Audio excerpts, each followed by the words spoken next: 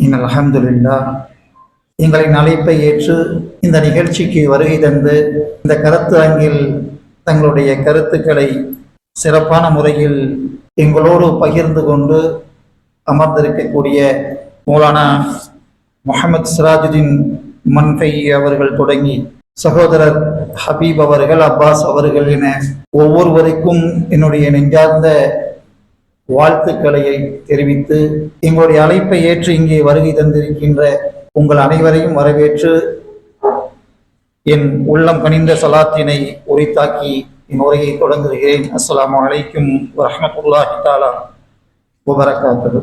நிகழ்ச்சிக்கு செல்வதற்கு முன்னால் கடந்த 3 நாட்களாக மதுரை திருப்பரங்குன்றத்தில் நடந்தேறிய அல்லது நடத்தப்பட்ட அந்த நாடகங்கள் அனைத்தையும் எந்தவிதமான அரசியல் சூழ்ச்சிக்கும் பலியாகாமல் ஓட்டரசியலில் தனக்கு ஓட்டு கிடைக்கும் அல்லது ஓட்டு பறிபோகும் என்கின்ற கணக்கீடுகளை எல்லாம் கைவிட்டு விட்டு ஒரு அரசு எப்படி நடத்தப்பட வேண்டும் என்கின்ற உயர்ந்த இலக்கோடும் உணர்வோடும் காரியங்கள் ஆற்றியிருக்கக்கூடிய தமிழக முதல்வர் மரியாதைக்குரிய திரு மு.க. ஸ்டாலின் அவர்களுக்கும் அந்த இடத்தில் எந்த விதமான சமரசத்திற்கும் இடமளிக்காமல் ஒரு காவல்துறை ஆய்வாளர் என்கின்றதை மட்டும் கவனத்தில் கொண்டு ஒரு கமிஷனராக, ஒரு கண்காணிப்பாளராக நெஞ்சை நிமிர்த்தி நான் எதை வேண்டுமானாலும் சந்தித்துக் கொள்வேன், I will see in court என்கின்ற உணர்வோடு காரியங்களுக்கு முடிவுக்கு கொண்டு வந்த மதுரை கமிஷனர் லோகநாதன் அவர்களுக்கும் இந்த கருத்தரங்கத்தின் மூலம் நான் நன்றி சொல்ல கடமைப்பட்டிருக்கின்றேன். இப்படி ஒரு வீரியமிக்க துணிவான ஒரு முடிவை இந்தியாவினுடைய முதல் பிரதமர் ஜவஹர்லால் நெஹ்ரு எடுத்திருந்தார் என்று சொன்னால், வல்லபாய் பந்தல் என்று சொல்லக்கூடிய அந்த முதல்வரை தடுத்திருந்தார் என்று சொன்னால், கே நய்யாரை அவருடைய பதவியை பிடுங்கி வீட்டுக்கு அனுப்பியிருந்தார் என்று சொன்னால், பாபரி மஸ்ஜிதில் வைக்கப்பட்ட சிலைகளை எடுத்து விசிறி எறிந்திருந்தார் என்று சொன்னால், பாபரி மஸ்ஜித் அன்றே அப்பொழுதே முடிவுக்கு வந்திருக்கும், தொழுகை நடந்து கொண்டிருக்கும். இந்தியாவில் RSS வளர்ந்திருக்காது, பாஜக ஆட்சிக்கு வந்திருக்காது. மாறாக வரலாற்றில் எப்பொழுதுமே ஒரு வகையான மெளிய இந்துத்துவாவினுடைய சிந்தனையோடு இன்று வரை நடைபெற்றுக் கொண்டிருக்கின்ற காங்கிரசினுடைய தவறுதலான முடிவால் இந்தியா தலைகீழாக தொங்கவிடப்பட்டு கொண்டிருக்கின்றது. இந்த மோசமான சூழலில் இருந்து மனிதர்களை காக்க வேண்டும், முஸ்லிம்களை காக்க வேண்டும், முழு இந்தியாவையும் காக்க வேண்டும் என்கின்ற நோக்கோடுதான் நாங்கள் இந்த கருத்தரங்கை முன்னெடுத்திருக்கின்றோம் என்பதையும் கூறி என் உரையை தொடங்குகிறேன். இயல்பாக கருத்தரங்களில் உணர்ச்சிகளுக்கு இடமில்லை. இங்கு அறிவுசார் விவாதங்களும் அது சார்புடைய கருத்துக்கள் மட்டும்தான் முன்னிறுத்தப்பட வேண்டும். நீங்களும் நானும் முஸ்லிம்கள், பேசுகின்ற நானும் முஸ்லிம், கேட்டுக்கொண்டிருக்கின்ற நீங்களும் முஸ்லிம்கள். உணர்ச்சிகளுக்கும் அது தருகின்ற வேகத்திற்கும் அவசரத்திற்கும் இஸ்லாத்தில் எந்த இடத்திலும் இடமில்லை. இடர்பாடுகள், இடர்மிகு சூழல்கள் என எது வந்தாலும் அதையெல்லாம் பொருட்படுத்தாமல் உணர்ச்சிகளை புறக்கணித்து விட்டு அறிவு சார்ந்து சமுதாயத்தை சந்திப்பதற்கு வழிகாட்டுகின்றது அல் குர்ஆன் சரி. நான் ஓதி காண்பித்த சூரா அல் பக்ராவினுடைய வசனம், அல்லாஹ் யகூனு லின்னாசி அலைக்கும் ஹுஜ்ஜா, மக்களிடத்தில் உங்களுக்கு எதிராக குற்றப்படுத்துகின்ற எந்த விவாதங்களும் இருக்கக்கூடாது. அவர்களுடைய விவாதங்கள் எல்லாம் ஆமாம், இவர்கள் சொல்வதில் நியாயம் இருக்கின்றது என்கின்ற உணர்வை பெறுகின்ற அளவிற்கு நீங்கள் விவாதிக்க வேண்டும் என்ற அறிவு சார்ந்த சிந்தனையினுடைய வெளிப்பாடுதான் இஸ்லாம். அதனால்தான் நான் மீண்டும் வலியுறுத்தி சொல்கின்றேன், இஸ்லாத்தில் உணர்ச்சிக்கு இடமில்லை. உணர்ச்சியினால் உருவாக்கப்படுகின்ற அவசரத்திற்கு இடமில்லை. ஆர்ப்பாட்ட அநீதங்களுக்கு இஸ்லாத்தில் இல்லை. மாறாக நிதானம். நபிகள் நாயகம் ஸல்லல்லாஹு அலைஹி வஸல்லம் அவர்கள் நிதானத்தை நோக்கி நம்மை அழைத்து சென்றிருக்கிறார்கள், நிதானத்தை வரவேற்றிருக்கின்றார்கள், போற்றியிருக்கிறார்கள். அதற்கான ஒரு இலக்கு நோக்கம்தான் இந்த கருத்தரங்கு. இரண்டாவது, முஸ்லிம்களாகிய நாம் வாழுகின்ற இந்த பூமியில், இந்த பகுதியில், இந்த நாட்டில் அந்நியப்பட்டவர்களாக நம்மை நாமே நொந்து கொள்ளக்கூடிய ஒரு நிலைக்கு தள்ளப்பட்டிருக்கின்றோம், அச்சப்பட்டிருக்கிறோம். நாளை என்ன நடக்குமோ என்கின்ற பயத்தில், பதற்றத்தில் வாழும்படி நாம் நிர்பந்திக்கப்பட்டிருக்கின்றோம். நமக்கு எதிராக பின்னப்படும் சதிகளில் நாம் நம் நிதியை இழந்து வாழ்ந்து கொண்டிருக்கின்றோம். நம்மை உணர்ச்சிக்கும் அவசரத்திற்கும் அச்சத்திற்கும் உட்படுத்தி அதில் சிக்கி சீரழிந்து சின்னா பின்னமாக வேண்டும் என்று முயற்சிக்கின்ற நம்முடைய எதிரிகள் நம்மை அழகிய முறையில் எடை போட்டு காய்களை நடத்தி கொண்டிருக்கின்றார்கள். இந்த நிலையில் நான் இஸ்லாமிய சமூகத்திற்கு, முஸ்லிம் அறிஞர் பெருமக்களுக்கு, ஆலிம் பெருந்தகைகளுக்கு, இங்கு வந்திருக்கக்கூடிய நிர்வாகிகளுக்கு எல்லோருக்கும் சொல்லிக்கொள்ள விரும்புகின்ற ஒன்றே ஒன்று, அச்சம் தீர்வல்ல. முஸ்லிம்களுக்கு மட்டுமல்ல, மனிதர்களுக்கான தீர்வே அல்ல அச்சம். அச்சம் இழிவை நோக்கி இழுத்துச் செல்லும். அது ஒரு காற்றாற்று வெள்ளம். பிறர் நம்மை ஒடுக்கவும், அடுக்கவும், அடிமையாக்கவும் வழிவகுக்கும் உருவமாகும். பிறரை அண்டி பிழைக்க வழிவகுக்கும் அவமானமாகும், அவலமாகும். அதனால்தான் இதை கண்டித்த அல் குர்ஆன் சொல்லும், அச்சப்படுத்தியவர்களுக்கு முன்னால் அச்சப்பட்டு விட்டீர்களா நீங்கள் என்று கேட்கும். இடிந்துரைத்து கேட்கும். என்ன ஆகிவிட்டது உங்களுக்கு? அவர்கள் அச்சப்படுத்தினால் நீங்கள் அச்சப்படுவீர்களா? சொல்லிவிட்டு அல் குர்ஆன் சொல்லும், இறை நம்பிக்கையாளர்களாக நீங்கள் இருந்தால், இறைவனை ஏற்றுக்கொண்டவர்களாக இருந்தால், இறைவனை மட்டும்தான் நம்புவது உண்மை, ஊர்ஜிதம், உறுதி என்பது உங்களுடைய வாழ்வியல் இருக்குமானால், நீங்கள் அச்சப்படுவதற்கு முழுமையான தகுதியும் உரிமையும் படைத்த உரிமையாளன் அல்லாஹ் என்பதை நம்பிக்கொள்ளும் என்று அல் குர்ஆன் சொல்லி காண்பிக்கும். ஆக எதிரிகளால் உருவாக்கப்படுகின்ற சூழல்களை எல்லாம் ஓரம் கட்டி வைத்துவிட்டு, நம்மை அச்சப்படுத்துகின்ற அவர்களுடைய சதிகளை எல்லாம் பார்த்து அச்சப்படாமல் அதை புறக்கணித்து விட்டு நாம் நம் பணியை நோக்கி நகர்ந்து செல்வோமையானால் நாம் எல்லா காலங்களிலும் வெற்றி பெறுவோம், எல்லா நேரங்களிலும் வெற்றி பெறுவோம். ஏனென்றால் முஸ்லிமுக்குத்தான் இறுதி வெற்றி என்று அல் குர்ஆன் சொல்கின்றது. அண்ணலன் பெருமானார் ஸல்லல்லாஹு அலைஹி வஸல்லம் அவர்கள் சொன்னார்கள். இங்கே மௌலானா சிராஜுதீன் மௌன்ஃபை அவர்கள் சொல்லியது போன்று, எல்லா விதமான சோதனைகளையும் தாங்கி அதை நிறைவேற்றிய பின்பு இப்ராஹிம் அலைஹிஸ்ஸலாத்து வஸ்ஸலாம் அவர்களுக்கு அல் குர்ஆன் சொல்லிய பதில், இமாமா லின்னாசி இமாமா, மனிதர்களினுடைய தலைவராக உங்களை ஆக்குவோம். நிச்சயம் இஸ்லாத்தில் முஸ்லிம்களை தலைவர்களாக ஆக்குவதற்காகத்தான் அல்லாஹ் இந்த சோதனைகளை நமக்கு தருகிறான் என்று கூறி என் உரையினுடைய துவக்கத்திற்கு நான் வருகிறேன். இந்த கருத்தரங்கம் வக்ஃபை பாதுகாப்போம், சேவ் வக்ஃப், சேவ் சரியா, சரியாவை பாதுகாப்போம் என்பதுதான் இந்த கருத்தரங்கத்தினுடைய முக்கிய பொருள். இது கடந்த ஒரு வாரமாக நாங்கள் நடத்தி கொண்டிருக்கிறோம். அதனுடைய இறுதி நாள் நாங்கள் திட்டமிடப்பட்டதனால் 7 நாட்களுக்குள் அதை முடிக்க வேண்டும் என்பதால் இது இறுதி நாள். இது இறுதி நாள் அல்ல. நாங்கள் உருவாக்கிய இந்த முழக்கமும் வெறும் முழக்கம் அல்ல, இயலாமையினுடைய கூக்குரலும் அல்ல. நம்முடைய முன்னோர்களால், நம்மை இந்த உலகுக்கு தந்துவிட்டு சென்ற நம்முடைய தாய் தந்தையர்களால், அவர்களுக்கு முந்தியவர்களால் நம்மிடத்தில் ஒப்படைக்கப்பட்ட அல்லாஹ்வுடைய அமானிதம் இது. இந்த கப்புல் ஈமான், ஈமானுடைய உண்மை உரிமை. இன்னும் சொல்லப்பானால் இதுதான் உண்மை ஈமான். அதை பாதுகாக்க வேண்டியது நம்மளுடைய கடமை. குர்ஆன் சொல்லும்,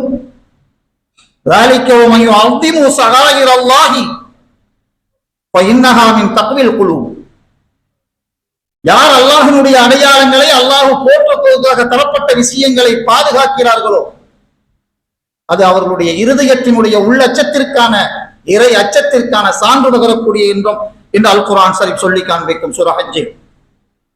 ஆக வக்ஃபை காப்போம், சரியாவை காப்போம் என்பது வெற்று முழக்கம் அல்ல, கூக்குரல் அல்ல, மாறாக உரிமையை மீட்பதற்கான முழக்கம். காலத்தின் கட்டாயம் இதை வெறும் முழக்கத்தால் மட்டும் பெற்றுவிட முடியாது, போராடி கொண்டே இருக்கும், போராட வேண்டும். போராட்டம் என்பதுதான் இஸ்லாத்தினுடைய பண்பொழுக்கம்.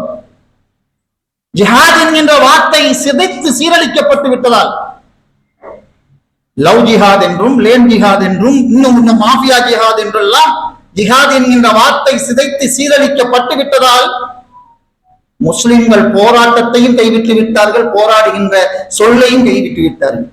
குர்ஆன் சொல்லும், ஜாஹிது ஹக்க ஜிஹாதிஹி, போராடுங்கள், எப்படி போராட வேண்டும் என்றுமோ அப்படி போராடுங்கள் என்று சொல்லும். போராடுங்கிற வார்த்தை கூட அந்த ஜிஹாதுங்கிற வார்த்தைக்கு சரியான பொருள் அர்த்தம் இல்லை. தமிழில் அதனுடைய நெருக்கத்தில் சொல்வதாக இருந்தால் மெனக்கெடுங்கள். எவ்வளவு மெனக்கெட முடியுமோ அவ்வளவு மெனக்கெடுங்கள், எவ்வளவு முயற்சிக்க முடியுமோ அவ்வளவு முயற்சிக்குங்கள். அந்த முயற்சியினுடைய இறுதி பகுதி சையத் மௌதூதி ரஹ்மத்துல்லாஹி அலைஹி அவர்கள் சொல்வார்கள், ஜிஹாத் என்கின்ற வார்த்தைக்கு அருகாமையில் ஒரு வார்த்தை ஆங்கிலத்தில் இருக்கிறது என்று சொன்னால் ஸ்ட்ரகிள் என்பார்கள். உண்மையில் அவ்வளவு மெனக்கட வேண்டிய ஒன்று, அதற்காக போராட வேண்டிய ஒன்றுதான் இந்த வக்ஃபினுடைய பிரச்சனை, சரியாவுடைய பிரச்சனை. இதற்காக போராட வேண்டும், இதற்காக மெனக்கட வேண்டும், இதற்காக முயற்சிக்க வேண்டும் என்று சொன்னால் அதற்கு முதலில் என்ன வேண்டும்? அறிவு வேண்டும். அதற்கு அறிவு வேண்டும். எந்த கேள்விகளை எழுப்புகிறாலும் அதற்கு பதில் சொல்ல பழகியிருக்க வேண்டும். அப்படித்தான் இஸ்லாம் நம்மை வளர்த்திருக்கின்றது, நமக்கான வாய்ப்பை வழங்கி இருக்கின்றது. இந்த உலகில் நாம் வென்றிருக்கிறோம். வாட்களால் வளர்ந்தது இஸ்லாம் என்று சொன்னவர்கள் என்று அமெரிக்காவை திரும்பி பார்க்கிறார்கள். அமெரிக்காவினுடைய மக்கள் தொகை ஈதர்களை தாண்டி 2வது இடத்திற்கு இஸ்லாம் வந்துவிட்டது என்பதை அறிந்த போது பதறி போகிறார்கள். உலகம் முழுவதும் இஸ்லாத்தை அழிப்பதற்காக இறங்கிய அமெரிக்கா தன்னுடைய மூக்கு நுனியின் கீழ் தன்னுடைய நகரங்களில் தன்னுடைய நாட்டில் இஸ்லாம் வளர்ந்து அங்கு முஸ்லிம்கள் பெருவாரியாகி கொண்டிருப்பதை பார்த்து பயந்து தடுமாறி வாளால் பரப்பப்பட்டது இஸ்லாம் என்கின்ற அந்த கொள்கையை பின்வலிப்பதற்கான முயற்சிகள் மேற்கொண்டிருக்கக்கூடிய இந்த காலகட்டத்தில் முஸ்லிம்கள் அறிவில்லாமல் ஒரு காரியத்தில் போராட முயற்சித்தால் அது தோல்வியைத்தான் தரும். போராட வேண்டும் என்று சொன்னால் அதற்கு அறிவு வேண்டும். எப்படிப்பட்ட அறிவு நமக்கு வேண்டும்? நாம் எதற்காக போராடுகின்றோம் என்ற அறிவு எனக்கு வேண்டும். அதில் உறுதி வேண்டும். அதை முன்னெடுத்து செல்லுகின்ற துணிவு வேண்டும். எங்கும் எந்த இடத்திலும் முறிவுறாத அந்த துணிவை முழுமையாக அமுல்படுத்தி அதில் இலக்கை வெற்றி கொள்ள வேண்டிய வாழ்க்கை வேண்டும். பெருமானார் சொல்வார்கள் அவர்கள் அல்லவா, நபிகள் நாயகம் ஸல்லல்லாஹு அலைஹி வஸல்லம் அவர்கள் சொல்வார்கள் அல்லவா, அபூ தாலிப் அவர்கள் கேட்டு நின்ற போது, இந்த மக்கள் எல்லாம் முகம்மது அவர்களே, என்னுடைய அருமை மகனே, உம்மை விமர்சிக்கிறார்கள், உம்மை குற்றப்படுத்துகிறார்கள், உம்மோடு சேர்ந்து என்னையும் என்னுடைய சமுதாயத்தையும் என்னுடைய இனத்தையும் பனு ஹாசிமையும் பனு முத்தலிபையும் அவமானப்படுத்துகின்றார்கள். நாம் இந்த நாட்டில் வாழ்வதை சிரமப்படுத்தப்பட்டுக் கொண்டிருக்கக்கூடிய சூழலுக்கு ஆளப்பட்டு விட்டோம். அதனால் ஒன்று கேட்கின்றேன், விட்டுவிடு என்பார்கள் அல்லவா இந்த பிரச்சாரத்தை என்ற போது நபிகள் நாயகம் சொன்னார்கள், ஒரு கையில் சந்திரன் மறுகையில் சூரியனை தந்துவிட்டு உங்களால் இயலுமானால் அதை செய்துவிட்டு நீங்கள் என்னிடத்தில் இந்த கோரிக்கையை வைத்தாலும் நான் சொல்லுவேன், முடியாது. ஆக இலக்கை நோக்கி முன்னேற வேண்டும் என்று சொன்னால் அதற்கான அறிவு வேண்டும், அதற்கான தெளிவு வேண்டும். என்ன தெளிவு வேண்டும்? வக்ஃபு என்றால் என்ன, வக்ஃபை குறித்த அறிவு வேண்டும். வெறும் வக்ஃபை குறித்த அறிவு மட்டுமல்ல, வக்ஃபை எது உருவாக்கியதோ அந்த இஸ்லாத்தை குறித்த அறிவு வேண்டும். ரொம்ப முக்கியம். மௌலானா அவர்கள் கூட சொன்னார்கள், இஸ்லாத்தில் சாதனை செய்தவர்களை பற்றிய அறிவை இந்த சமுதாயம் இழந்ததனால் சாதிக்க வேண்டிய சமுதாயம் வீதியில் புரண்டு கொண்டிருக்கின்றது என்று சொன்னார்கள். உண்மை.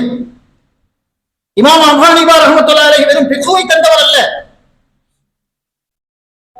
நுஹ்மான் என்கின்ற பெயரை கொண்ட அந்த மாமனிதர் வெறும் ஃபிக்ஹை எழுதியவர் அல்ல. அன்றைய அந்த சமுதாயத்தில் நடந்த அத்தனை அக்கிரமங்களுக்கும் கொடுமைகளுக்கும் எதிராக போர்க்கோலம் பூண்டு போராடியவர். அதற்காக 9 வருடங்களுக்கு மேலால் சிறையிலே அடைக்கப்பட்டிருந்தவர். பல துன்பங்களை அனுபவித்தவர். பலவிதமான துன்பங்களுக்கும் துயரங்களுக்கும் ஆளானவர் இமாம் அபூ ஹனீஃபா ரஹ்மத்துல்லாஹி அலைஹி அவர்கள். உண்மை. இந்த வரலாறு இமாம் ஷாஃபிக்கும் உண்டு, இந்த வரலாறு அஹ்மத் பின் ஹம்பலுக்கும் உண்டு, இந்த வரலாறு இமாம் மாலிக் ரஹ்மத்துல்லாஹி அலைஹி அவர்களுக்கும் உண்டு. எப்படி வரலாறு முழுவதும் போராடியவர்கள் எப்படிப்பட்ட போராட்டத்தை மேற்கொண்டிருக்கின்றார்கள் என்று சொன்னால், இமாம் நஸஈ ரஹ்மத்துல்லாஹி அலைஹி அவர்களை பற்றி ஒரு கருத்து இருக்கின்றது. அவர்கள் கூறிய கருத்துக்காகவே அன்றைய அரசாங்கம் அவர்களுக்கு பெரும் தொந்தரவை கொடுத்திருக்கின்றது. ஆனாலும் வாழ்ந்தார்கள் இஸ்லாத்திற்கு. ஆக சாதிக்கக்கூடிய இடத்தில் முஸ்லிம்கள் தன்னை உருவாக்கிக் கொள்ள வேண்டும் என்று சொன்னால் இஸ்லாத்தை தெரிந்து வைத்திருக்க வேண்டும், இஸ்லாத்தை பற்றி அறிவு வேண்டும். இந்த இஸ்லாத்தை பற்றி மேற்கத்தியர்கள் கூறிய கருத்தில் ஏறக்குறைய முஸ்லிம்களில் படித்தவர்களில் பெரும்பகுதியினருக்கு உடன்பாடு உண்டு. இஸ்லாம் என்பது 1400 ஆண்டுகளுக்கு முன்னால் உருவாக்கப்பட்டது.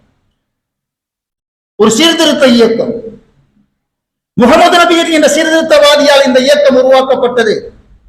அன்றைய காலத்தினுடைய தேவையை இந்த இயக்கம் நிறைவேற்றியது. ஆனால் இன்று அதற்கு பயனளிக்குமா என்கின்ற கேள்விக்கு பல படித்த சிந்தனை படைத்த முஸ்லிம்கள் கூட பழிகாகி கொண்டிருக்கக்கூடிய ஒரு சூழல். இல்லை இஸ்லாம், அதுவல்ல இஸ்லாம். 1400 ஆண்டுகளுக்கு முன்னால் உருவாக்கப்பட்ட சீர்திருத்த இயக்கம் அல்ல இஸ்லாம். படைத்த இறைவனால் மனிதன் என்று படைக்கப்பட்டானோ அன்று அவனோடு வந்தது இஸ்லாம். அதனால்தான் நபிகள் நாயகம் ஸல்லல்லாஹு அலைஹி வஸல்லம் அவர்களை பார்த்து அல் குர்ஆன் சொல்லும், குல் அவர்களை பார்த்து சொல்லும் நபியே, உம்மை விமர்சிப்பவர்களை பார்த்து சொல்லும், குல்லு மா குந்தும் பிதுஅன் மின் ருசுல், நான் ரசூல்மார்களில் நபிமார்களில் புதிய செய்தியை கொண்டு வந்தவன் அல்ல, அது போன்ற ஒரு புதியவன் அல்ல என்று நபியை நீ கூறும் என்று அல் குர்ஆன் சொல்லி காண்பிக்கும். இஸ்லாம் தான் இந்த உலகினுடைய மார்க்கம், மனிதர்களுடைய மார்க்கம், மனித சமுதாயத்தினுடைய மார்க்கம். மோடியின் மார்க்கம் இஸ்லாம் தான். RSS தலைவனாக இருந்தாலும் அவனுடைய மார்க்கம் இஸ்லாம் தான். அதனால் தான் குர்ஆன் சொல்லும், இன்ன தீன இந்தல்லாஹி இஸ்லாம். இந்த தீன் மட்டும்தான் உன்னையும் என்னையும் படைத்த இறைவனால் அங்கீகரிக்கப்படும். இது ஒரு பாசிசம் அல்ல. It is not a fascism. இது ஒரு திணிப்பல்ல. It is not a imposing. அறிவியல் பூர்வமானது, அறிவுபூர்வமானது, சிந்திக்கத்தக்கது இந்த வார்த்தை. ஏன் இஸ்லாம் மட்டும்தான் உண்மை? உலகத்தில் இஸ்லாம் மட்டும்தான் சக மனிதனை மதிக்க தூண்டுகின்றது, சக மனிதனை குறித்து சிந்திக்க தூண்டுகின்றது, சக மனிதனை மனிதனாக மதிப்பதற்குரிய அறிவை, ஆற்றலை, திறனை, தெளிவை, உணர்வை, உணர்ச்சியை தருகின்றது. எந்த அளவிற்கு தருகின்றது சொன்னால், அடுத்த மனிதனை பாதுகாப்பது அவசியம் என்று கற்றுத் தருகின்றது. சொல்லுங்கள், இந்த உலகத்தில் சக மனிதனை மதிப்பதற்கு கற்றுத் தருகின்ற ஏதாவது ஒரு இசத்தை சொல்லுங்கள். கம்யூனிசமா? பணக்காரர்களுக்கு எதிராக போராடுகள் என்கின்ற தொழிலாளர் வெறி பிடித்த சமுதாயம். முதலாளித்துவமா? தொழிலாளிகளை ஒடுக்குவதற்கு முயற்சிகள் என்று சொல்கின்ற கொள்கை சித்தாந்தம். வெள்ளையர்களா? கருப்பர்களை ஒடுக்குங்கள்.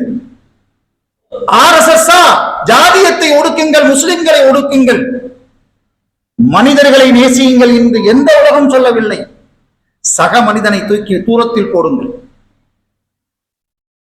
இந்த மனிதர்கள் இருக்கிறார்களே உலகத்தில், இஸ்லாத்தை ஏற்காத மனிதர்கள் இருக்கிறார்களே, இஸ்லாத்தை கைவிட்டவர்கள் இருக்கிறார்களே, இஸ்லாத்தை விமர்சிப்பவர்கள் இருக்கிறார்களே, இவர்கள் சக மனிதரை நேசிப்பதை குறித்து அப்புறம் யோசிப்போம். இவர்கள் தங்களுடைய பிறந்த குழந்தையை கூட நேசிக்க மாட்டார்கள். தங்களுடைய பசி, தங்களுடைய உணவுக்கும் ஆடம்பரத்திற்கும் சந்தோஷத்திற்கும் குழந்தைகள் எங்கே தடையாகி விடுவோ என்பதற்காக குழந்தைகளை கொள்ளக்கூடியவர்கள் நேற்று மட்டுமல்ல, இன்றும் கொண்டு கொண்டிருக்கக்கூடியவர்கள். அல் குர்ஆன் சொல்லும், வலா தக்துலு அவுலாதக்கும் ஹஷ்யத இம்லாக், வறுமைக்கு பயந்து, ஆடம்பரம் விட்டு போய் விடுமோ, உணவு பறிக்கப்பட்டு விடுமோ என்கின்ற அவசரத்தில், ஆதங்கத்தில், அநாகரிகத்தில் உங்கள் குழந்தைகளை நீங்கள் கொள்ளாதீர்கள் என்று அல் குர்ஆன் நபி சொல்லி காண்பிக்கும்.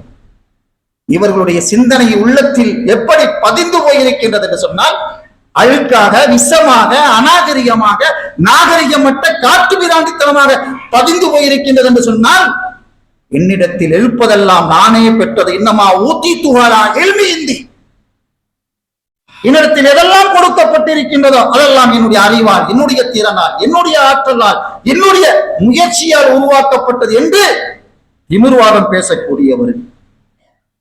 குழந்தையே பாதுகாக்க மாட்டார்கள், கருவிலே கொள்கிறார்கள். குழந்தை தேவையில்லை என்று முயற்சி எடுக்கின்றார்கள், குடும்ப கட்டுப்பாடை உருவாக்குகிறார்கள். இந்த உலகை என்னமோ அவர்கள் தான் படைத்து அவர்கள் தான் இந்த உலகை சுழற்றி கொண்டிருப்பது போன்று. ஆக சக மனிதனை மதிக்கின்ற பண்பாடு, சிந்தனை இந்த உலகத்தில் முஸ்லிமை தவிர வேறு எவனுக்கும் கிடையாது. பெருமானார் ஸல்லல்லாஹு அலைஹி வஸல்லம் அவர்கள் சொல்வார்கள், சக மனிதனை எப்படி மதிக்க வேண்டும் என்று பெருமானார் சொல்வார்கள், இத்தக்கும் நாரின் உலவு பி ஷக்கி தமரத்தின், ஒரே ஒரு பேரிச்சம்பழம் உன்னிடத்தில் இருக்கிறது, உன் தேவைக்கு தேவையாக இருக்கிறது, பசித்த உணவோடு நீயும் இருக்கிறாய், ஆனாலும் உன் சக மனிதன் அதே போன்று பசியோடு இருந்தால் அதில் பாதியை அவனுக்கு கொடுத்து விட்டு மீதியை உண்மை என்று சொல்லு. எவ்வளவு பெரிய பரக்கத்! கையிலே ஒரே ஒரு ஈத்தப்பழம், பசி. அந்த ஈத்தப்பழம் என் பசியை போக்காது. என்னை போன்ற ஒரு சக மனிதர்களும் அங்கே பசித்து இருக்கின்றார்கள் என்று சொன்னால் அந்த ஈத்தப்பழத்திலிருந்து பாதியை அந்த சக மனிதனுக்கு கொடுத்து விட்டு நீ உன்னுடைய பசியை கொஞ்சமேனும் பொறுத்துக்கொள் என்று சொல்லி காண்பிக்கும். அதனால்தான் பெருமானார் இப்படி சொன்னார்கள், யுஹிப்புல் அஹீஹி யுஹிப்பு லினஃப்ஸிஹி.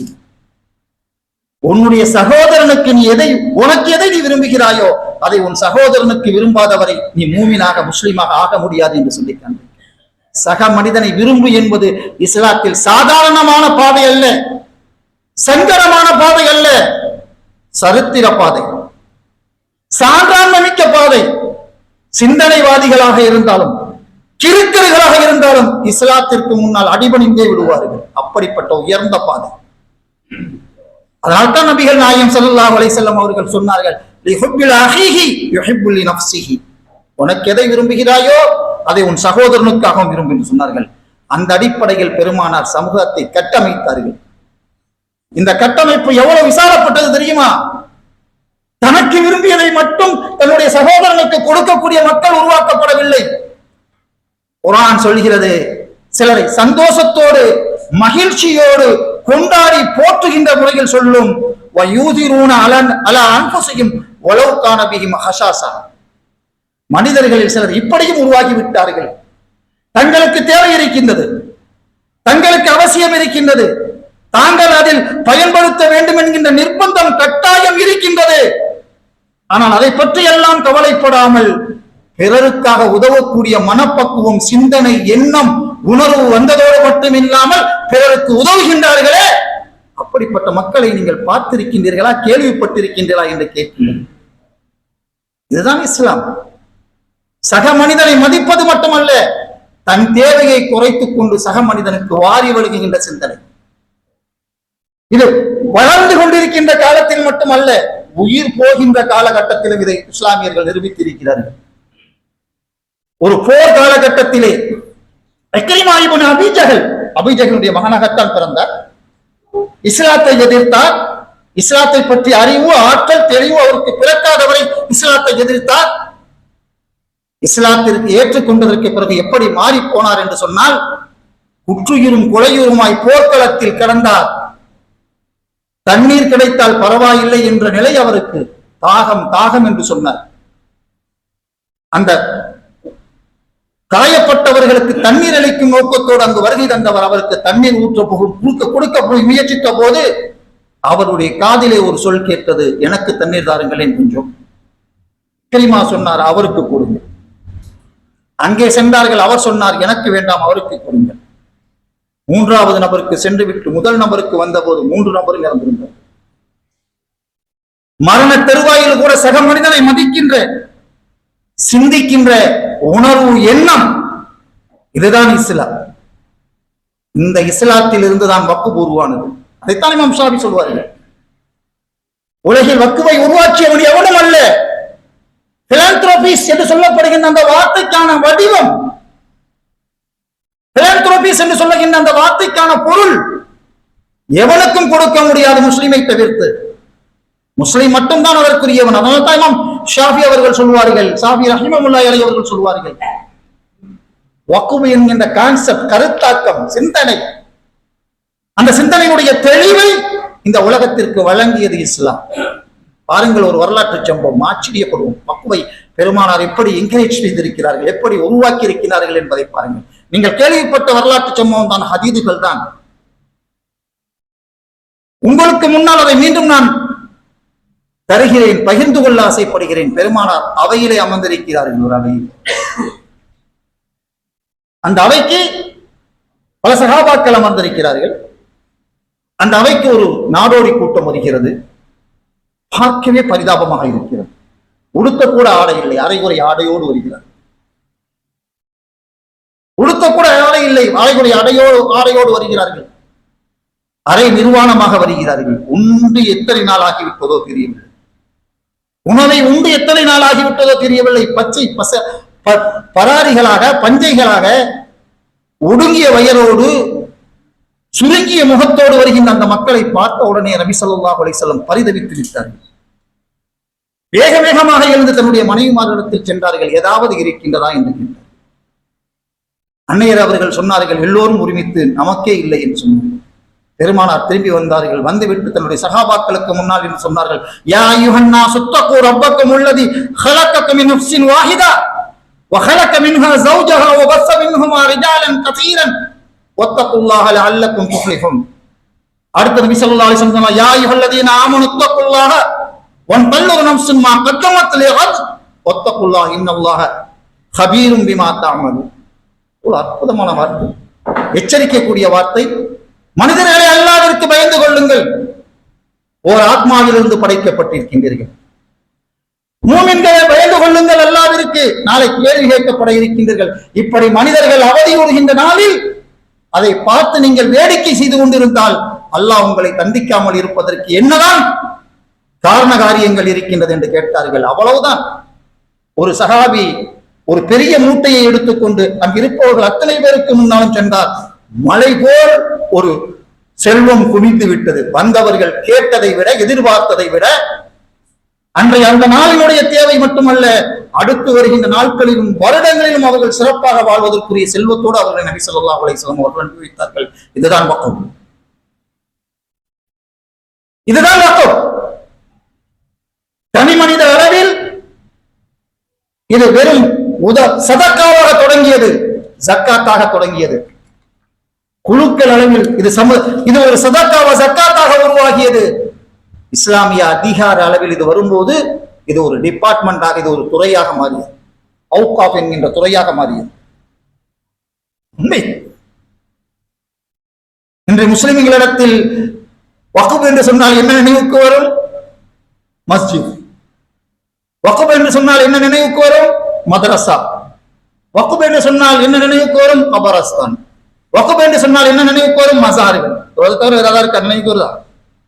இந்த 3 தான் நினைவுக்கு வரும். இந்த 4 தான் நினைவுக்கு வரும். ஒன்னு மஸார், ஒன்னு மஸ்ஜித், ஒன்னு மதரசா, இன்னொன்னு கபரஸ்தான். இது 4 வக்ஃப். இது 4 வக்ஃப் இஸ்லாமிய உலகில். இஸ்லாமிய உலகில் இது 4 மட்டும் வக்ஃப் அல்ல. மனிதனுடைய வெல்ஃபேருக்காக, நலனுக்காக செய்யப்படுகின்ற அத்தனை திட்டங்களும் வக்ஃப். அத்தனை திட்டங்களும், எல்லா திட்டங்களும். அதனால்தான் பெருமானார் சொல்லிவிட்டு சென்றதற்கு பிறகு, கிணறை வாங்கி உதுமான் கொடுத்ததற்கு பிறகு, உதுமான் ரலியல்லாஹு தஆலா அவர்கள் கொடுத்ததற்கு பிறகு, உமர் ரலியல்லாஹு தஆலா அவர்கள் தன்னுடைய கைவனுடைய பொருளை வக்ஃப் செய்ததற்கு பிறகு இஸ்லாமிய உலகம் எப்படி மாறி போனது என்று சொன்னால், மனித நல திட்டங்களுக்காக எதையெல்லாம் தனி மனிதர்களால் செய்ய முடியுமோ அதை அத்தனையும் செய்தார்கள். அதை அத்தனையும் உருவாக்கினார்கள். உமையாக்களினுடைய ஆட்சி அதை அதிகாரத்தோடு கூடிய அவுகாஃபாக மாற்றியது. எப்படி அவுகாஃபாக மாற்றியது? வரலாற்று ஆசிரியர்கள் எழுதுகிறார்கள், மருத்துவ சேவை தலை தோங்கியது இருந்ததுன்னு சொன்னால் உமையாக்களினுடைய அவுகாஃப்களால் அதை நிறைவேற்ற முடிந்தது என்கிறார்கள். என்ன சொல்லுகிறார்கள்?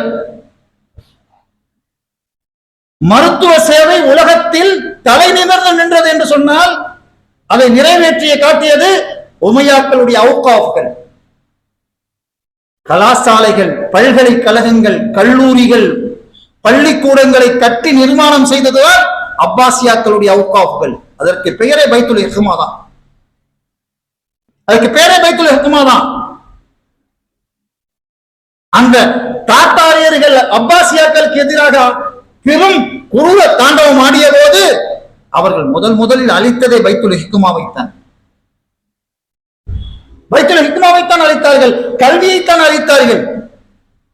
ஆக அப்பாசியாக்களினுடைய காலகட்டத்தில் வக்ஃப் என்பது, அவுகாஃப் என்பது சாதாரணமாக விஷயமாக இல்லை.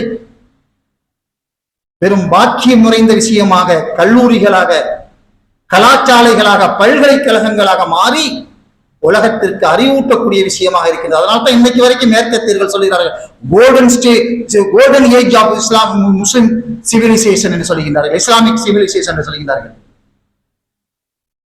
பொன்னிறத்தால் எழுதப்பட வேண்டிய காலம் இஸ்லாமிய உலகத்தின், அதுவல்ல உண்மையில் பொன்னால் எழுதப்படக்கூடிய காலம் என்று சொன்னால் அது அல்லாஹ்வுடைய தூதருடைய காலம். பசியோடு இருந்து இந்த சமுதாயத்தை பாதுகாத்தது மட்டுமல்ல, இந்த சமூகத்திற்கு வழிகாட்டிய சூழல். எப்படிப்பட்ட வாழ்க்கையை வாழ்ந்திருக்கிறார்கள் தெரியுமா? ஹாரூன் ரஷீத் ரஹ்மத்துல்லாஹி அலைஹி அவர்களுடைய மனைவி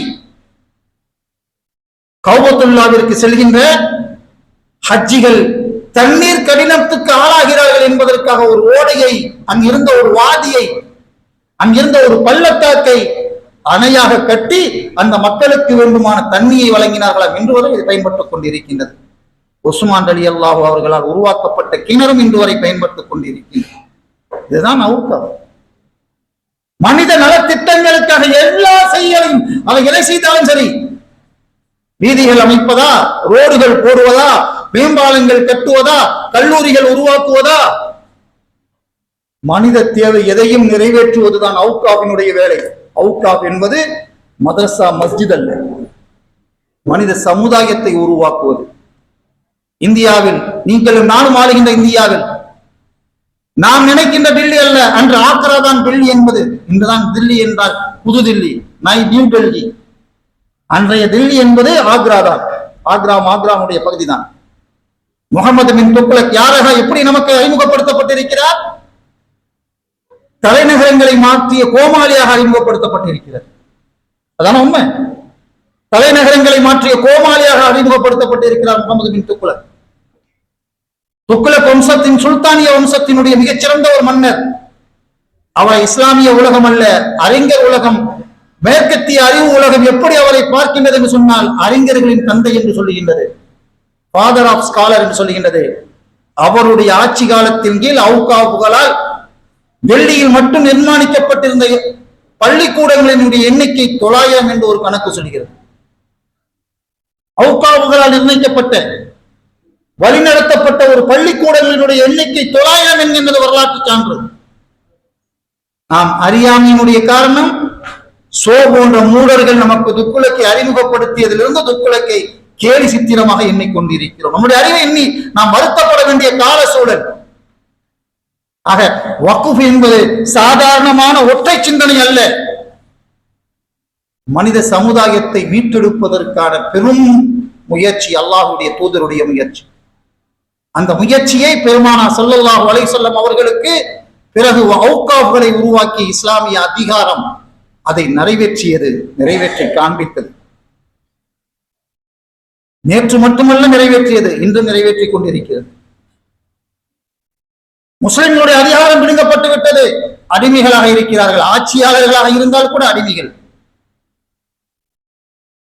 ஆட்சியாளர்களாக இருந்தால் கூட, அரபு மண்ணில் ஆட்சியாளர்களாக இருந்தால் கூட அடுத்த முஸ்லிம் அடிபடுவதை பார்த்து கண்டு ரசிக்கக்கூடிய அளவிற்கு வீட்டுக்குள் அமர்ந்து அழுகிறார்களோ என்றவோ நான் தெரியவில்லை, எனக்கு தெரியவில்லை. அது அல்லாஹ் அறிவார். நம்மால் ஒரு சகோதரனை காப்பாற்ற முடியவில்லை என்று கண்ணீர் விட்டார்களா என்பதெல்லாம் எனக்கு தெரியாது. சகோதரன் அடிபடுகின்ற போது வேடிக்கை பார்க்கின்ற அடிமைகளாக, மேற்கத்திய உலகினுடைய அடிமைகளாக இருக்கக்கூடிய ஆட்சியாளர்களை உருவாக்கியதற்கு பிறகும் இஸ்லாத்தினுடைய அவுகாவை பார்த்து பயப்படுகிறார்கள். ஒரு புள்ளி விவரம் தருகிறார்கள். உலகில் வசூலிக்கப்படுகின்ற ஜக்காத்தினுடைய அமௌண்ட் எவ்வளவு தெரியுமா? $1 trillion American dollar. $1 trillion American dollar. ஏறக்குறைய சொல்வதாக இருந்தால் 1 லட்சம் அமெரிக்கன் டாலர், 1 லட்சம் கோடி அமெரிக்கன் டாலர். இந்தியாவுடைய பட்ஜெட் அமௌண்ட் எவ்வளவு தெரியுமா? இந்தியாவுடைய மொத்த பட்ஜெட்டினுடைய அமௌண்ட் எவ்வளவு தெரியுமா? $5.1 ட்ரில்லியன் அமெரிக்கன் டாலர். 5.10 லட்சம் கோடி இந்திய மணி, அமெரிக்கன் டாலர். முஸ்லிம்கள் கலெக்ட் செய்வதாக கூறப்படுகின்ற ஜக்காத்தினுடைய பணம் எவ்வளவு? 1 லட்சம் கோடி அமெரிக்கன் டாலர். இந்தியாவினுடைய பட்ஜெட்டில் 5இல் 1 பங்கு. இந்த உலகம் முஸ்லிம்களை பார்த்து பரிதவித்து போய் நிற்கிறது. எப்படி இதெல்லாம் இவர்களால் முடிகின்றது? ஒடுக்கிவிட்டோம், குண்டுமலை பெய்து விட்டோம், சட்டங்கள் இயற்றி அவர்களை ஒடுக்க முயற்சித்து விட்டோம், அவர்கள் மீது அத்துணை அக்கிரமங்களையும் அநீதங்களையும் செய்து விட்டோம். பின்பு எப்படி இவர்களால் இதையெல்லாம் சாதிக்க முடிகின்றது என்று கேட்கின்றார்கள் இந்த அயோக்கியர்கள்.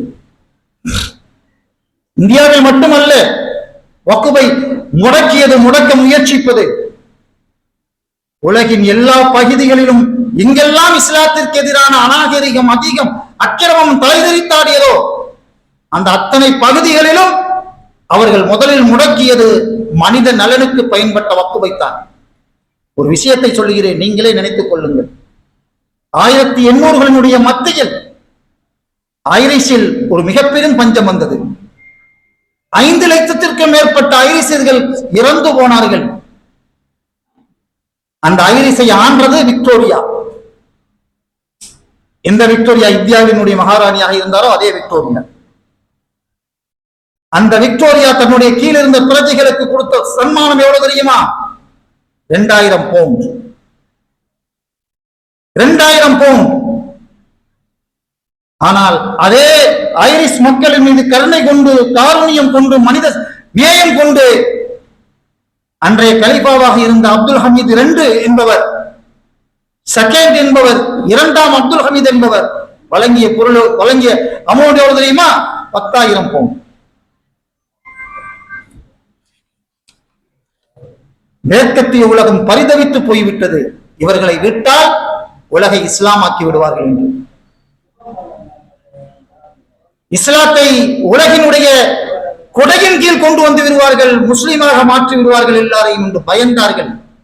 மோடி என்று பயப்படுவது போன்று, மோகன் பகத் பயப்படுவது போன்று, உலகில் இருக்கக்கூடிய அத்தனை அயோக்கியர்களும் பயப்படுவது போன்று இந்த பயத்தை எல்லாம் அவர்கள் வெளிப்படுத்துவதற்காக செய்ததுதான் முஸ்லிம்களை ஒடுக்குவது, முஸ்லிம்களை தடுப்பது, முஸ்லிம்களை அழிப்பது. அதற்காக சட்டம் ஏற்றிருக்கிறார்கள். 2025 உமீத் என்கின்ற பெயரில். இது ஏற்றப்பட்ட சட்டமா?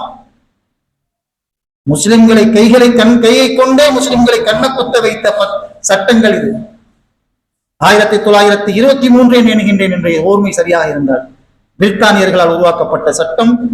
பின்பு அதற்கு பிறகு தொடர்ந்தது. அது 1953 இந்திய முஸ்லிம் அறிஞர் பெருமக்களால் வேண்டுகோளுக்கு இணங்க நெஹ்ருனுடைய ஆட்சி உருவாக்கிய சட்டம்.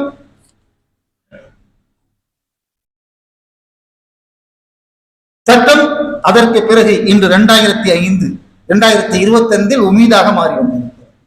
இந்த அத்தனை சட்டமும் முஸ்லிம்களை ஒடுக்குவதற்காக உருவாக்கப்பட்ட சட்டம். எந்த சட்டத்திலும் முஸ்லிம்களுக்கு இலகுவை வழங்கவில்லை. இனி முஸ்லிம்கள் என்ன செய்ய வேண்டும்? அதை எப்படி முஸ்லிம்கள் எதிர்கொள்ள வேண்டும்? இதுதான் என்னுடைய கருத்து. நான் எவ்வளவு நேரம் பேசுனதுக்கு உங்களுக்கு ஒரு information, just information I want to share with you. I would like to share with you. This is the real matter we need to be understood.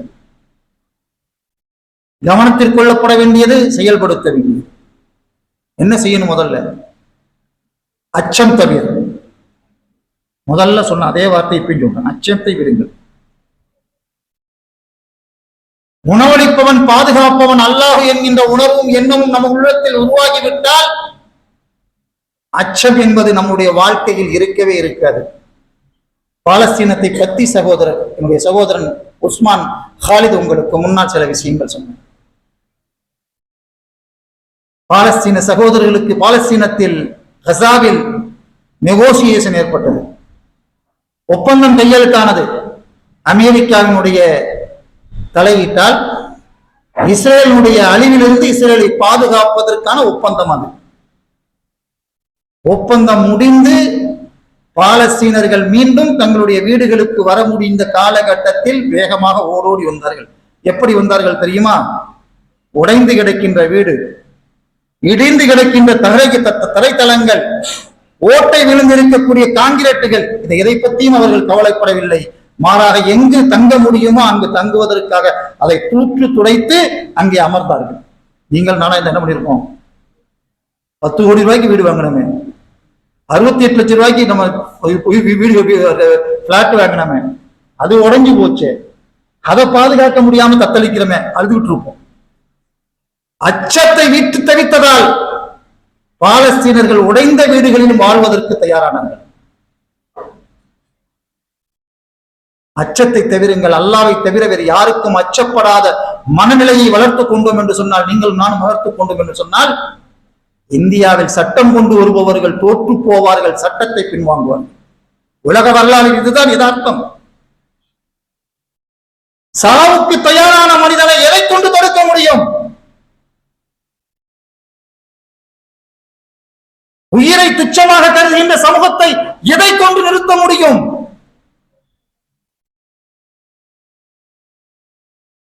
கேட்டு பாருங்க இந்த கேள்வி. சொன்னாங்க அப்போஸ் கூட சொன்னார், பாரசீகத்தினுடைய மன்னன், நான் உன்னை துவசனம் செய்து விடுவேன். பைசாந்தியர்களுடைய மன்னன் ஹெராக்குலிஸ், நான் உன்னை துவசனம் செய்து விடுவேன் என்று சொல்லிய போது காலித் பின் வலீத் ரலியல்லாஹு தஆலா அன்ஹு அவர்கள் சொன்னார்களாம், மதுவின் மீது ஆசை கொண்டு நீ மயக்கத்தில் பேசுகிறாய், நான் மரணத்தை துச்சமாக கருதுகின்ற கூட்டத்தோடு வந்திருக்கிறேன். மரணிக்க தயாரான சமுதாயத்தை எங்கே கொண்டு, எந்த மண்ணிலே கொண்டு போய்ப்பார்கள்? எந்த மண்ணிலே போய்ப்பார்கள்? எந்த மண் அதை ஏற்றுக்கொள்ளும்? குர்ஆன் சொல்லுகின்றவர்களா, ஒலா தக்துலு ஒலா தகூலு லிமன் யக்துலு ஃபீ ஸபீலில்லாஹி அம்வாத் பல் அஹ்யாவும் இன்த ரப்பிஹிம். அவ்வளவு அற்புதமான வார்த்தை. இறந்தவர்களை அல்லாஹ்வின் பாதையில் கொல்லப்பட்டவர்களை ஒலா தக்துலு அம்வா ஒலா தகூலு லிமன் யக்துலு அன்ஃபுஸஹும், அல்லாஹ்வின் பாதையில் கொல்லப்பட்டவர்களை நீங்கள் இறந்தவர்களாக கருதாதீர்கள். உண்மை, மரணத்திற்கு தயாரான சமுதாயத்தை எந்த மண்ணில் கொண்டு போய் புதைப்பார்கள்? புதைப்பதற்கான மணல் இருக்குமா? அதற்கான பூமிதான் இருக்குமா? அதற்கான நிலம்தான் இருக்குமா? அதற்கான சமூகம் தான் இருக்குமா? அச்சத்தை விட்டு திளையுங்கள், அச்சத்திலிருந்து வெளியேறி வாருங்கள், அல்லாஹ்விற்கு மட்டும் அச்சக்கூடிய மக்களாக மாறுங்கள். நாங்கள் வாழ்ந்தாலும் வீழ்ந்தாலும் அல்லாஹ்விற்காக வாழ்வோம், அல்லாஹ்விற்காக உயர்வோம் என்று சொல்லுங்கள். இரண்டாவது, உண்மை, நன்மை செய்கின்ற நீங்கள் தனிநபர்களாக நன்மை செய்யுங்கள், அல்லாஹ் ஏற்றுக்கொள்வான். தனிநபர்களாக நீங்கள் சக மனிதனை மதியுங்கள், அல்லாஹ் ஏற்றுக்கொள்வான். அதைவிட அல்லாஹ் விரும்புகிறான், தனி மனிதர்களாக, தனி முஹல்லாக்களாக, தனி ஜமாத்துக்களாக நீங்கள் இருப்பதை கைவிடுத்து விட்டு கைகோர்த்து கொண்டு குர்ஆன் சொல்வது போன்று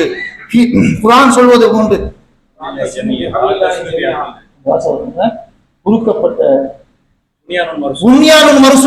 மர்சூசுகளாக மாறிவிடுங்கள். கைகளை கோர்த்து கொண்டு புன்யானும் மர்சூசுகளாக மாறிவிடுங்கள். எக்கால் உருவாக்கப்பட்ட நிலத்தை சுவரை போன்று நீங்கள் மாறிவிடுங்கள். பெருமானார் சொல்வார்கள் அல்லவா, வாஹிதுல் ஜஸத், ஓர் உடலை போன்று ஆகிவிடுங்கள். தனியாக நீங்கள் செய்கின்ற அனைத்தையும் அல்லாஹ் ஏற்றுக்கொள்வார். அனைத்துக்கும் அல்லாஹ்விடத்தில் மரியாதை உண்டு, மதிப்பு உண்டு, அதற்கான பரிகாரம் உண்டு, அதற்கான கூலி உண்டு, அதற்கான ஜஸாத்தும் அல்லாஹ்விடத்தில் இருந்து உண்டு. ஆனாலும் அல்லாஹ் சொல்கிறான், புன்யானும் மர்சூசுகளாக மாறிவிடுங்கள். கைகளை கோர்த்துக் கொள்ளுங்கள், இறுக்கி பிடித்துக் கொள்ளுங்கள், கட்டி அணைத்துக் கொள்ளுங்கள், ஆற தழுவி கொள்ளுங்கள், அரவணைத்துக் கொள்ளுங்கள். ஓர் உடலை போன்று வாழ்வதற்கு முயற்சிங்கள், வாழுங்கள் என்கிறான் அல்லாஹ் சுப்ஹானஹு வ தஆலா. இது இரண்டாவது விஷயம். மூன்றாவது விஷயம், எதிரிகளை எதிர்கொள்வதில் எந்த ஒரு தயக்கத்தையும் காட்டாதீர்கள். அதிலும் குறிப்பாக உலகாதாயத்தை முன்னிறுத்தி தயக்கம் காட்டாதீர்கள். என்னுடைய வீடு போயிருமோ, என் சொத்து போயிருமோ, என் சட்டை போயிருமோ, என் பேண்ட் போயிருமோ, என் மச்சினிச்சு போயிருவாரோ, என் பொஞ்சாதி போயிருவாரோ, என் புள்ளைய போயிருவோம், எதையும் பத்தி கவலைப்படாதீர்கள். குர்ஆன் கேட்கும், அல்லாஹுவை விட உங்களுடைய தாய், உங்களுடைய தந்தை, உங்களுடைய குழந்தைகள், உங்களுடைய மனைவிமார்கள், நீங்கள் எண்ணுகின்ற சிறப்பாக எண்ணுகின்ற அந்த வசனம், நீங்கள் சிறப்பாக எண்ணுகின்ற தௌபால 23வது வசனம் நினைக்கிறேன்.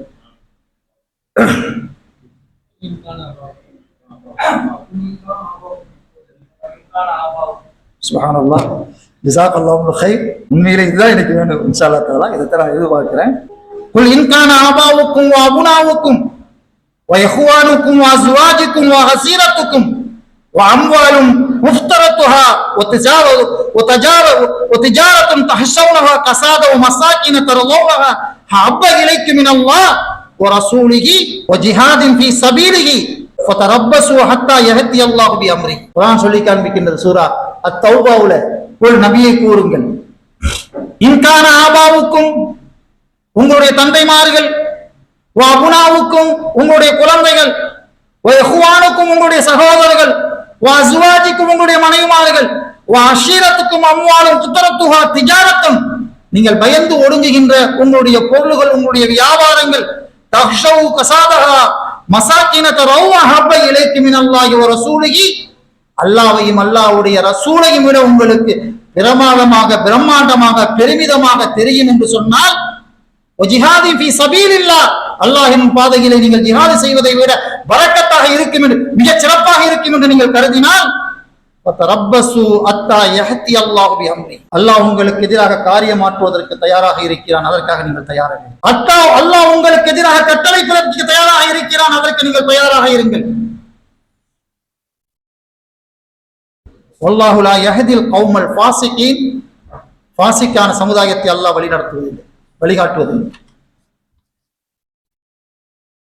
ஆக முதலில் இந்த உலகத்தை அடிப்படையாக வைத்து எந்த ஒரு காரியங்களுக்கும் நீங்கள் வெறுக்கவோ கைவிடவோ முயற்சிக்காதீர்கள். எதிரிகளை எதிர்கொள்கின்ற போது அல்லாஹ்வை மட்டும் பற்றி பிடித்துக் கொண்டு காரியமாற்றுங்கள். நான்காவதாக, சட்டத்தை கொண்டு இந்த முஸ்லிம்களை எதிர்கொள்ளலாம் என்று எண்ணுகின்றவர்களினுடைய எண்ணத்தை, அந்த சட்டத்தை கொண்டே நாங்கள் எதிர்கொள்வோம் என்கின்ற எண்ணத்தோடு மட்டும் உங்களை முடக்கிக் கொள்ளாதீர்கள். ஆமாம், சட்ட வழியில் சட்டத்தின் அடிப்படையில் அவர்களை எதிர்கொள்வதற்கு எல்லா முயற்சிகளும் மேற்கொள்ளுங்கள். ஞாபகம் வைத்துக் கொள்ளுங்கள், எந்த தீர்ப்பை பாபரி மஸ்ஜித் விஷயத்தில் உச்ச நீதிமன்றம் தந்தாலும் அதை ஏற்றுக்கொள்வோம் என்று நம் வாயிலிருந்து வார்த்தைகளை பிடுங்கி இறுதியில் பாபரி மஸ்ஜிதை நம்மிடமிருந்து பிடுங்கியதுதான் இந்தியாவினுடைய சட்டவியல், இந்தியாவுடைய உச்ச நீதிமன்றம் என்பதை மறந்து விடாதீர்கள். ஆக சட்ட போராட்டம் வேண்டாம் என்று சொல்லவில்லை, அதை மட்டும் கொண்டு சாதித்து விடலாம் என்று நம்பாதீர்கள். அதையும் தாண்டி இன்னைக்கு பார்த்துக்கோங்க, திருப்பரங்குன்றத்தில் பார்த்தோமா இல்லையா, GRS அப்படின்னு சொல்லக்கூடிய அந்த நீதிபதி எவ்வளவு அநாகரிகமாக நடந்து கொண்டார் என்று அவர் பெரும் விமர்சனத்துக்குள்ளாகி இருக்கிறார்.